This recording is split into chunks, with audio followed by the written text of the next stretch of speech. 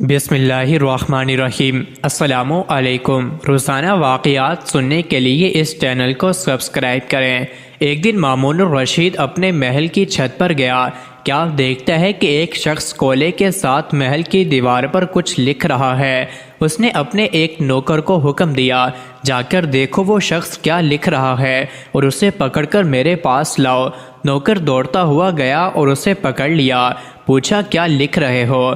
دیوار کی طرف دیکھا تو اس پر یہ شعر لکھا ہوا تھا، اے محل، تیرے اندر نحوست اور کمینگی جمع کی گئی ہے، تیرے گوشوں میں الو کب تک گھونسلہ بناتا رہے گا۔ شعر پڑھ کر خادم نے کہا، تمہیں امیر المومنین یاد کر رہے ہیں؟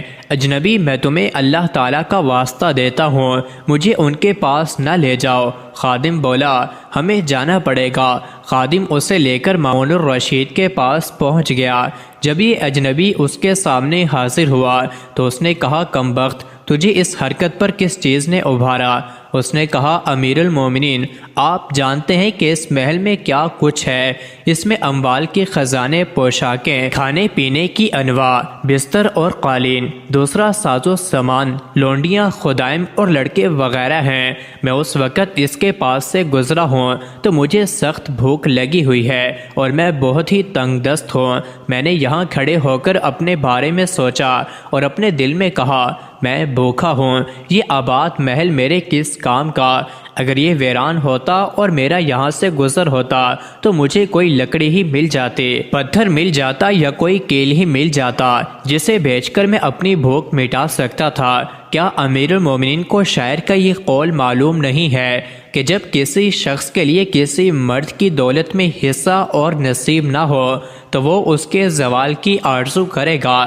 یہ اس لیے نہیں کہ اسے اس دولت سے دشمنی ہے، بلکہ اس لیے ہے کہ وہ اس کے ماسوا سے امید رکھتا ہے، یعنی اسے اس دولت والے سے فائدے کی امید نہیں۔ ہاں، کسی دوسرے کے پاس چلی جائے تو ممکن ہے فائدہ حاصل ہو جائے، لہٰذا وہ چاہتا ہے کہ کسی دوسرے کے پاس چلی جائے۔ مامون الرشید نے اس شخص کی گفتگو سنی تو مسکرایا۔ اسے معلوم ہو گیا کہ یہ شخص ادیب ہے اور محرومیت کا شکار ہے۔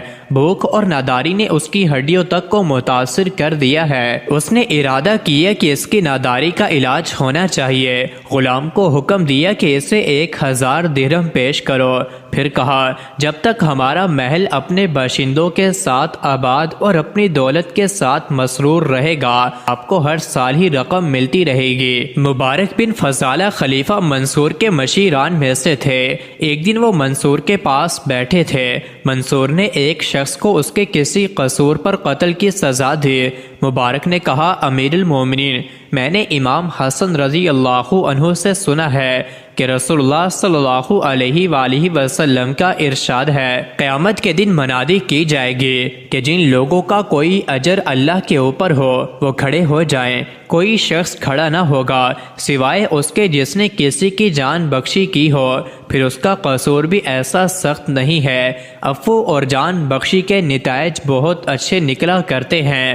منصور نے حکم دیا کہ اس شخص کو تنبیہ کر کے رہا کر دیا جائے۔ اسی طرح ایک اور شخص سزا یابی کے لیے خلیفہ کے حضور پیش کیا گیا۔ اس شخص نے کہا، امیر المومنین، عفو انتقام سے بہتر ہے، ہم آپ کے لیے دعا کرتے ہیں، اللہ آپ کو کسی لغزش اور سختی میں مبتلا نہ کرے اور اعلیٰ مراتب پر پہنچائے۔ منصور نے اس کا قصور بھی معاف کر دیا۔ مزید ایسی ہی ویڈیوز کے لیے چینل کو ضرور سبسکرائب کریں۔